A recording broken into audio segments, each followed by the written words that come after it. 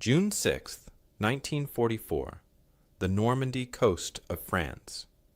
At exactly 7:35 in the morning, 21,400 Canadian soldiers faced a stretch of beach that would either make them heroes or statistics. The water was cold and gray. The sound of explosions rolled across the waves like thunder that would not stop. Above them, German machine guns sat in concrete bunkers waiting. Below them, mines hidden in the sand waited too. This beach had a name, Juno Beach, and right now, 14,000 German defenders were pointing their weapons directly at the Canadians coming ashore. This is the story of why Canadian soldiers earned the nickname the Quiet Professionals, and you are about to see exactly why they deserved it. The numbers told a grim story before a single shot was fired. Military planners in London had studied this beach for months. They knew it was the second most heavily defended landing zone in all of Normandy. Only Omaha Beach, where the Americans would land, had more guns, more bunkers, and more ways to kill you. The Canadian commanders looked at their maps and did the math. If things went according to the usual rules of war, 800 Canadian boys would die on this beach before lunch, maybe more. The British generals who planned the invasion gave the Canadians their assignment with quiet doubt in their eyes. Sure, Canada was sending troops, but were they really ready for this? In the British command tents, whispers spread like smoke. Canada had been training its army for only 5 years. 5 years. Britain had centuries of military tradition, famous regiments with battle honors going back hundreds of years. America had proven itself in North Africa and Italy. But Canada, they were the backup plan, the Commonwealth country that sent what it could. The generals were polite about it, of course. They used careful words.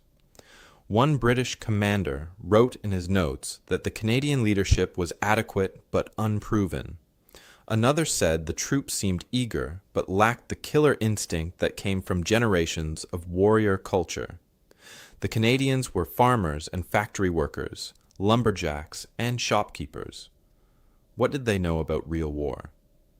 Major General Rod Keller stood on the deck of a ship that morning, watching his men prepare to climb down into the landing craft. He was 47 years old. His face showed the lines of a man who had already seen one world war. Back in 1918, Keller had fought in the trenches of France as a young man. He knew what German bullets felt like when they snapped past your head. He knew the smell of mud mixed with blood. Now, 26 years later, he was back in France leading the 3rd Canadian Infantry Division into the largest invasion in human history. The British High Command had given him this job without much fanfare. No speeches about his brilliance, no predictions of glory. Just orders and a beach that might swallow his entire division whole. Keller watched his men and saw something the British generals did not see. These were not men who dreamed of medals. They did not march with bands playing behind them, thinking about parades back home. They were quiet, focused. They checked their weapons with the same care a carpenter checks his tools before building a house. They helped each other with their packs without being told. When they spoke, their words were few. There was no boasting, no wild promises about what they would do to the enemy. Just men preparing to do a job that needed doing. The British officers had their doubts, but Keller had watched these soldiers train. He had seen them in exercises that pushed them harder than the standard British program. While British troops trained for 12 weeks, the Canadians at Camp Borden trained for 16. 4 extra weeks of learning how to shoot straighter, move faster, and think clearer under pressure. But it was not just about time, it was about what they learned. British doctrine said that corporals followed orders from lieutenants. Lieutenants followed orders from captains. Everyone stayed in their lane. The Canadian training was different. They taught their corporals to think like officers. When the lieutenant fell, the corporal had to be ready to make the hard choices. When things went wrong, and things always went wrong in battle, every Canadian soldier needed to know not just what to do, but why they were doing it. The conventional wisdom said this approach would create chaos. Soldiers needed strict control, the experts insisted. Give them too much freedom, and they would panic when the plan fell apart. But Keller had seen something else in the training grounds. He had seen young men from small towns in Saskatchewan and fishing villages in Nova Scotia learn to solve problems on their own. They did not need someone shouting orders every second. They figured things out. They adapted, and they did it all without drama, without fuss, without needing to be the center of attention. As the landing craft began to load, Keller thought about a conversation he had with a British colonel the week before. The colonel had been polite but pointed. He asked if the Canadians were truly ready for the intensity of a contested beach landing. After all, they had not faced anything like this before. Keller had looked at the man for a long moment before answering. His words were simple, and they would prove to be the most important insight of the entire campaign. Canadians don't fight for glory, Keller said quietly. They fight to finish the job and go home. The colonel had nodded politely, but his eyes showed he did not really understand. How could that mindset possibly be enough against 14,000 entrenched German soldiers with orders to throw the invasion back into the sea? The engines of the landing craft roared to life, the smell of diesel fuel mixed with salt water.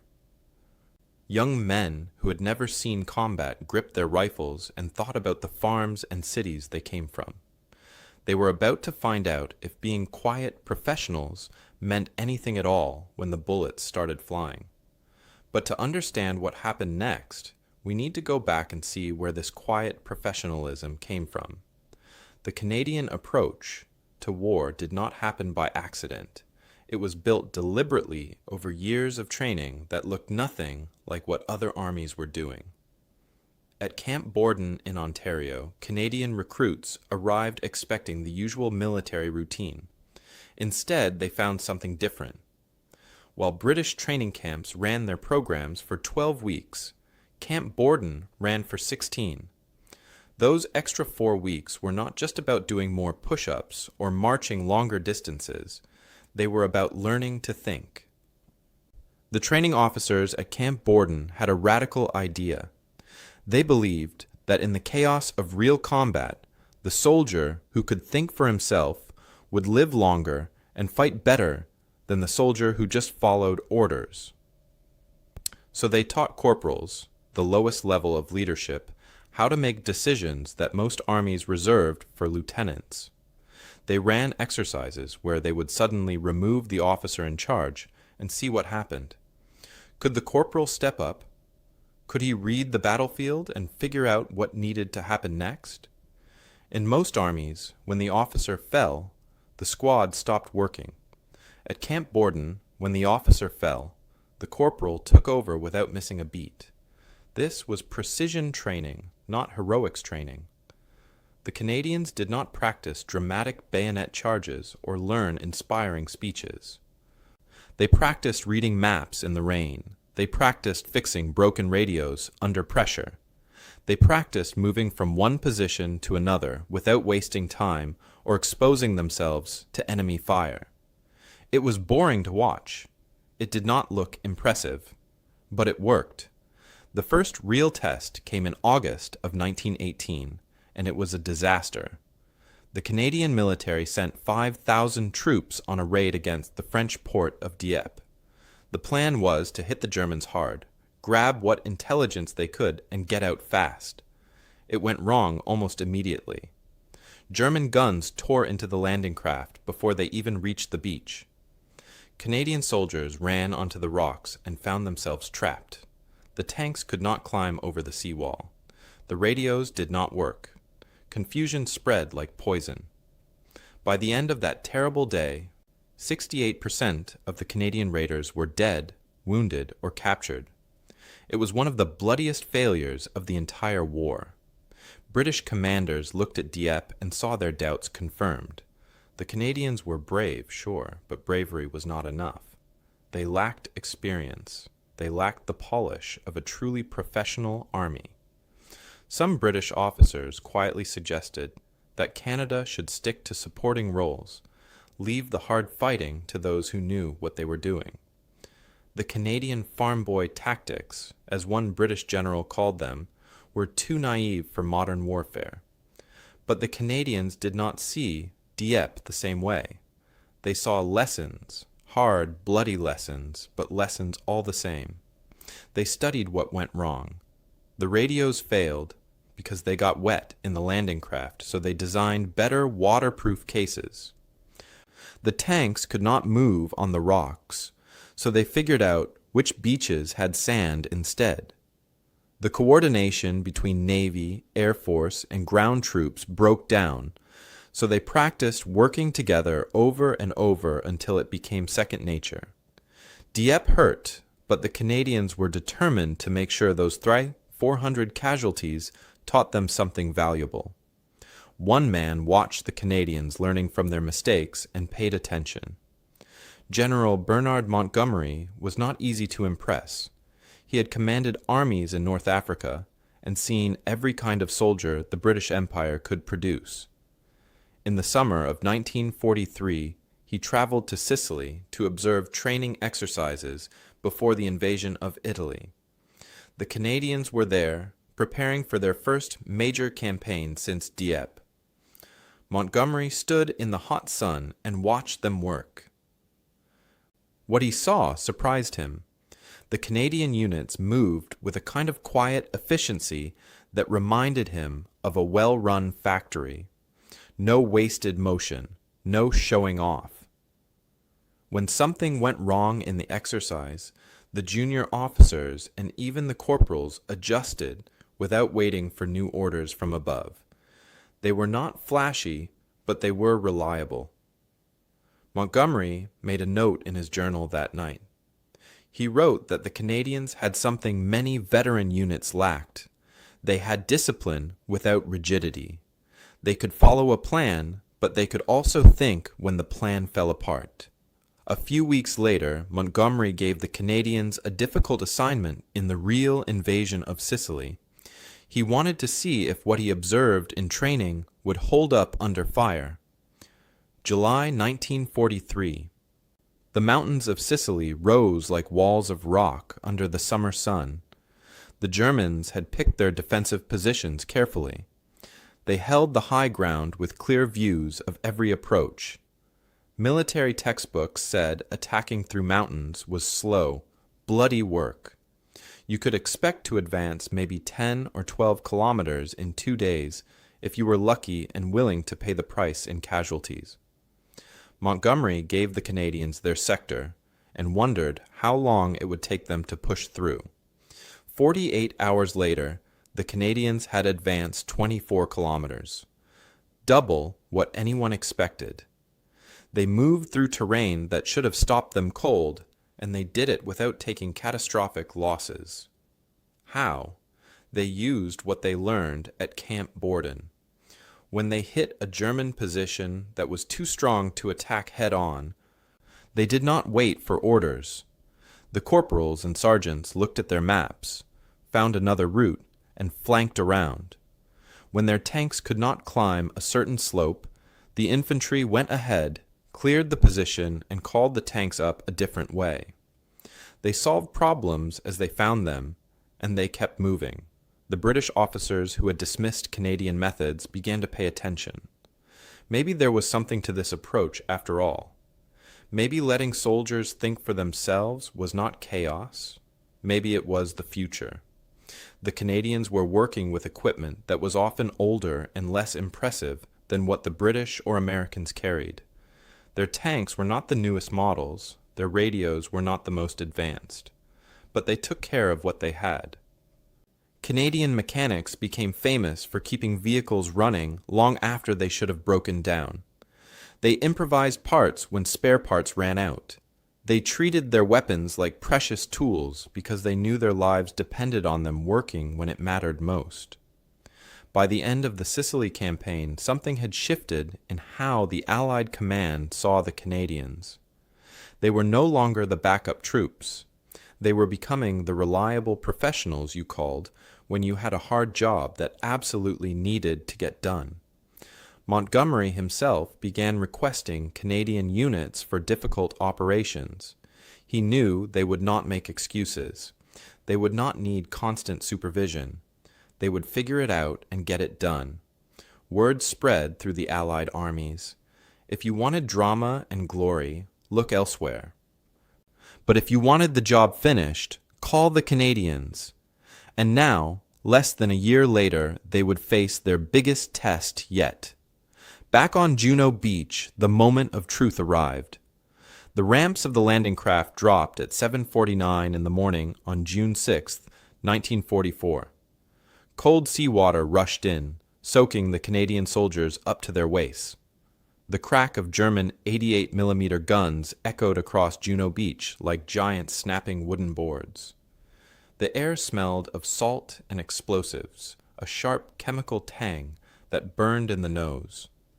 Bullets hit the water around the landing craft, making strange zipping sounds as they passed. Some men never made it off the ramp, but the ones who did started moving forward with a kind of grim determination that surprised even themselves. Canadian engineers ran onto the beach while machine gun fire kicked up sand around their boots. Their job was to clear the metal obstacles that the Germans had planted in the surf to rip apart landing craft. These obstacles had mines attached to them. One wrong move and you were gone. But the engineers worked methodically, cutting wires and marking safe paths, even as bullets cracked overhead. There were no battle cries, no dramatic speeches, just men doing their jobs with the kind of focus you might see in someone building a barn. Except, if you made a mistake building a barn, the barn fell down. Here, if you made a mistake, you and 10 other men died. Behind them, infantry soldiers moved up the beach in small groups. They used the training from Camp Borden without thinking about it now. When one group got pinned down by machine gun fire, another group flanked around to take out the German position. When a lieutenant fell wounded, the corporal took over and kept the squad moving. There was controlled aggression in every movement, but no chaos. The Canadians advanced like a machine that had been well built and well maintained. By noon, something remarkable had happened. The Canadian forces had pushed 10 kilometers inland from Juno Beach. 10 kilometers. That was further than any other Allied unit on D-Day. The Americans at Omaha Beach were still fighting to get off the sand. The British at Gold and Sword had made progress, but nothing like this. And the butcher's bill, as soldiers called the casualty count, was lower than anyone had predicted. The planners in London had expected 800 Canadian dead by the end of the day. The actual number was 340. Each one of those deaths was a tragedy. A young life ended on a beach, far from home. But it was less than half of what the experts said would happen. The Canadians had done the impossible. They broke through the second most heavily defended beach in Normandy and kept going. Compare this to what happened at Omaha Beach. The American 1st Infantry Division was attacking there, and these were experienced soldiers who had fought in North Africa. They were good troops, battle-tested and brave. But Omaha Beach chewed them up. By the end of D-Day, 2,400 American soldiers were dead or wounded at Omaha. The beach was more heavily defended than Juno, true, but not by much. And the Americans had more firepower, more naval support, more of everything. Yet the Canadians at Juno, with less experience and older equipment, suffered 1,074 casualties total and achieved more territorial gains. The difference was not in courage. American soldiers were just as brave. The difference was in training and approach. The Canadians had learned to think and adapt. When the plan broke down, they made a new plan on the spot. Word of the Canadian success spread fast through the Allied command. By August of 1944, Just 2 months later, there were 175,000 Canadian troops in northwest Europe. They had become the go-to force for difficult assignments. When a position needed to be taken, and taken quickly, commanders asked for the Canadians. They were not the biggest army in Europe. The Americans and British had far more troops, but size is not everything. What mattered was reliability. The Germans noticed too. In their headquarters, German officers studied maps showing where different Allied units were positioned. They marked the Canadian sectors with special attention. Intelligence reports from captured German documents showed that they had given the Canadians a nickname. They called them Blutnase. It meant bloody noses in German. It was the highest threat assessment you could get. The Germans respected the Americans and British, but they feared the Canadians. There was something relentless about them. They did not stop. They did not slow down. They just kept coming, solving problems, adapting, moving forward. German commanders tried different approaches to stop the Canadian advance. They pulled in reserve units, elite troops who were supposed to be held back for emergencies. They fortified positions that should have been nearly impossible to attack. They used every trick they knew. But the Canadians kept finding ways through. It was like watching water find cracks in a dam. You could block one path, and they would find another. You could set up a perfect ambush, and somehow they would sense it and go around. The German approach relied on rigid defensive positions and strict adherence to plans. The Canadian approach relied on flexible thinking and initiative at every level. In that matchup, flexibility won. In October of 1944, the Allied command faced a problem. The Netherlands was still under German occupation. Millions of Dutch civilians were suffering under Nazi rule, and as winter approached, they were beginning to starve. The Germans had flooded parts of the country, destroyed crops, and taken most of the food for themselves. Someone needed to liberate the Netherlands, and it would not be easy. The Germans were dug in deep. The terrain was terrible for attackers, full of canals and flooded fields. It would take months of hard fighting through cold, wet conditions. The commanders looked at their options and made a decision. They gave the job to the Canadians. This was not what anyone expected when the war started. The liberation of the Netherlands became the largest sustained Canadian military operation of the entire war. From October 1944 through May 1945, Canadian forces fought through some of the worst conditions imaginable. The winter was brutal. Rain turned the ground to mud. Ice formed on weapons. Soldiers stood guard in frozen water and up to their knees. The Germans fought for every town, every bridge, every kilometer. But the Canadians kept pushing. Town by town, field by field, they drove the Germans back. The scale of what the Canadians accomplished in those months is hard to grasp. They cleared more than 500 kilometers of occupied territory. They liberated 22 million European civilians from Nazi control. When Canadian soldiers entered Dutch towns, people came out of their houses crying with joy. Old women kissed the soldiers. Children ran alongside the tanks. The Dutch had been under German rule for 5 years, and now these quiet soldiers from across the ocean had come to set them free. The Canadians did not boast about it. They did not demand parades or medals.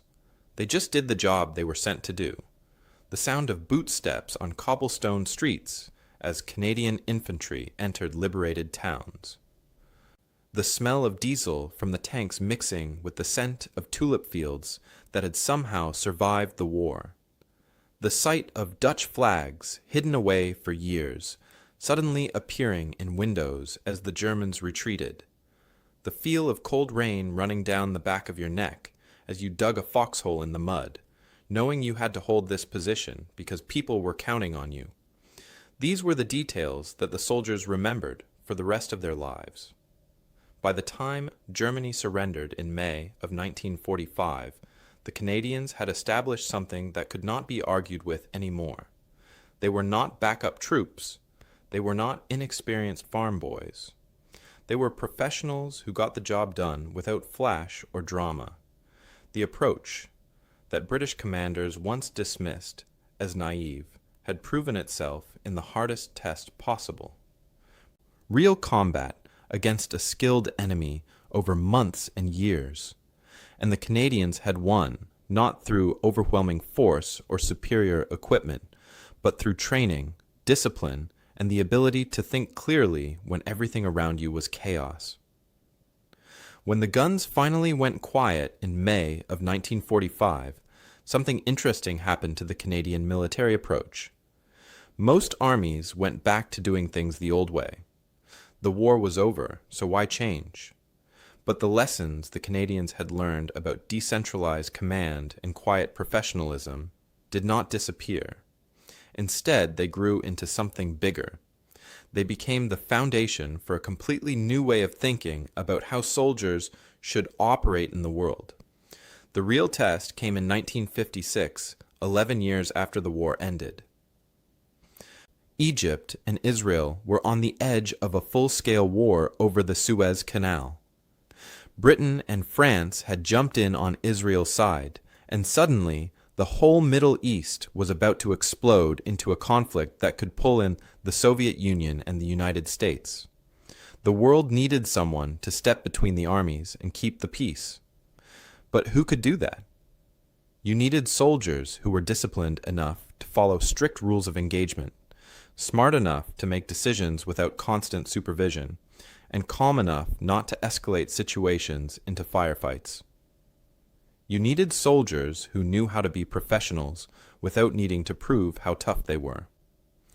A Canadian diplomat named Lester Pearson had an idea. He proposed sending a United Nations peacekeeping force to Egypt, and he suggested that Canadian soldiers should form the core of this force. Other countries thought he was crazy at first. Sending armed soldiers to keep peace sounded like a contradiction. But Pearson understood something important.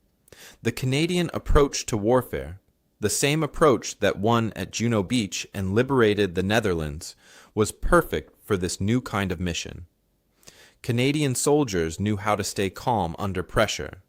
They knew how to think for themselves when situations changed. Most importantly, they knew how to get a job done without making it about themselves.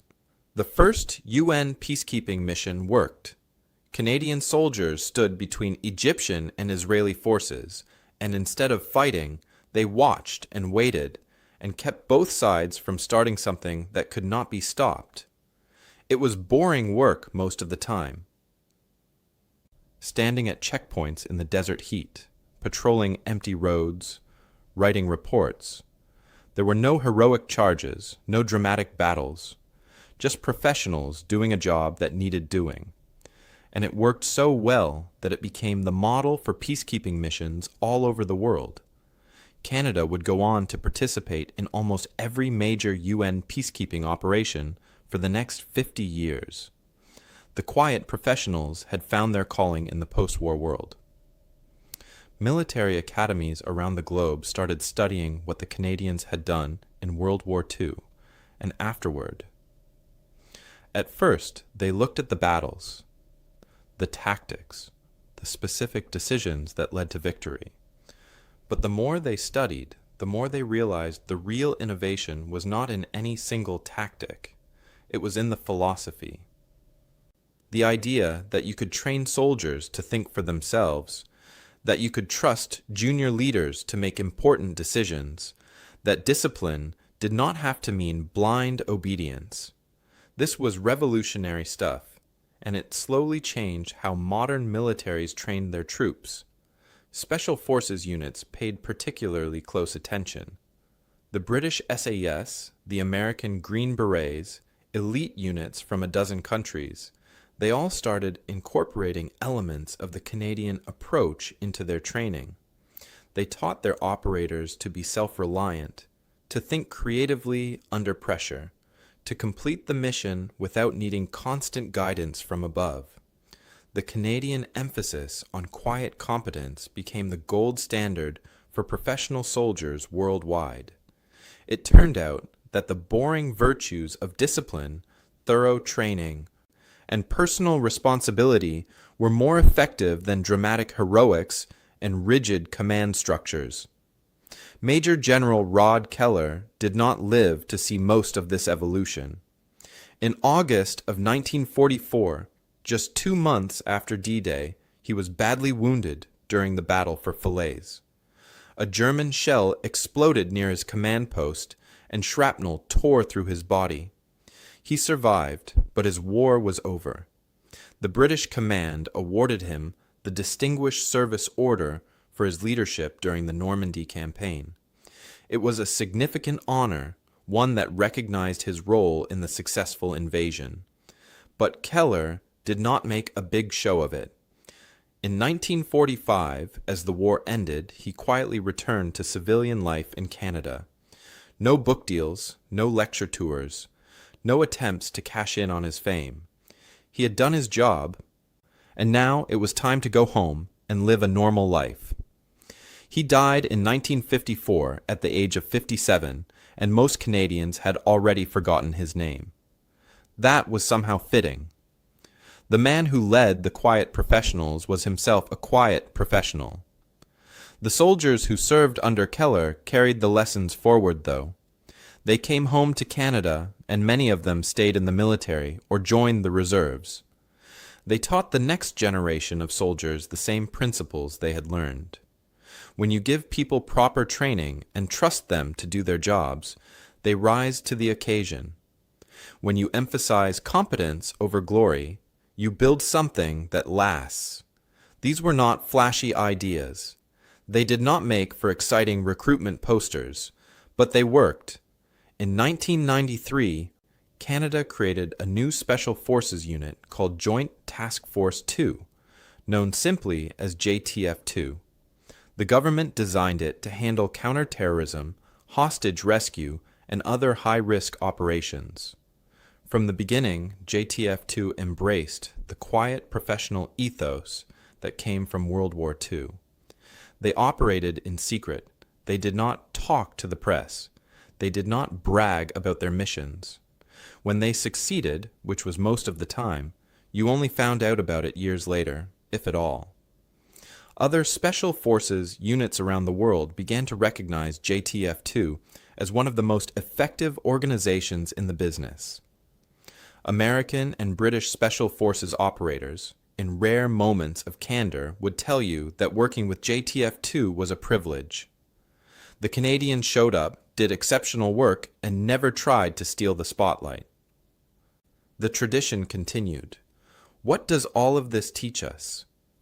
On the surface, this is a story about military tactics and battlefield success, but look deeper and it becomes a story about human nature and how we think about excellence. We live in a world that loves flash and drama. We celebrate the loud, the bold, the people who demand attention. Social media rewards those who shout the loudest. Business culture often promotes those who take credit most aggressively. We are trained to think that if you are not making noise, you must not be doing anything important. The Canadians proved the opposite. They showed that real effectiveness often looks boring from the outside. The most dangerous soldiers on D-Day were not the ones giving inspiring speeches or seeking glory.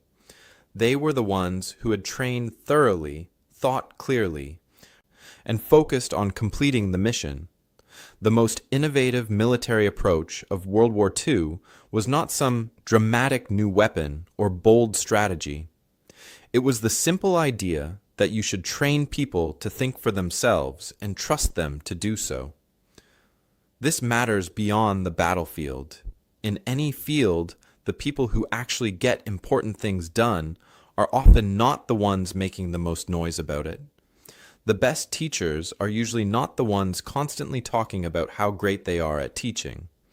The best doctors are usually not the ones seeking fame. The best leaders in any organization are often the ones who focus on the work itself, rather than on making sure everyone knows how important they are. Quiet competence beats loud incompetence every single time. But our culture does not always recognize that until the results become undeniable. The Canadian soldiers of World War II faced skepticism and doubt from people who should have known better. British generals dismissed them as inexperienced farm boys. German intelligence underestimated them at first, but the Canadians did not waste energy arguing or trying to prove themselves with words. They simply did the work. They trained harder. They thought more clearly. They adapted faster. And when the test came, when thousands of lives hung in the balance on beaches and in frozen fields, they delivered results that spoke louder than any boast ever could. History is full of heroes seeking glory and finding death instead. The story of the quiet professionals reminds us that sometimes the deadliest warriors, the most effective people in any field, are the ones who simply show up, do the job, and let their results speak for themselves. In a world that constantly demands we promote ourselves and seek attention, there is something deeply powerful about people who just focus on being excellent at what they do. The Canadians did not need the spotlight. They had something better. They had competence, discipline, and the quiet confidence that comes from knowing you are prepared for whatever comes next. And in the end, that proved to be enough.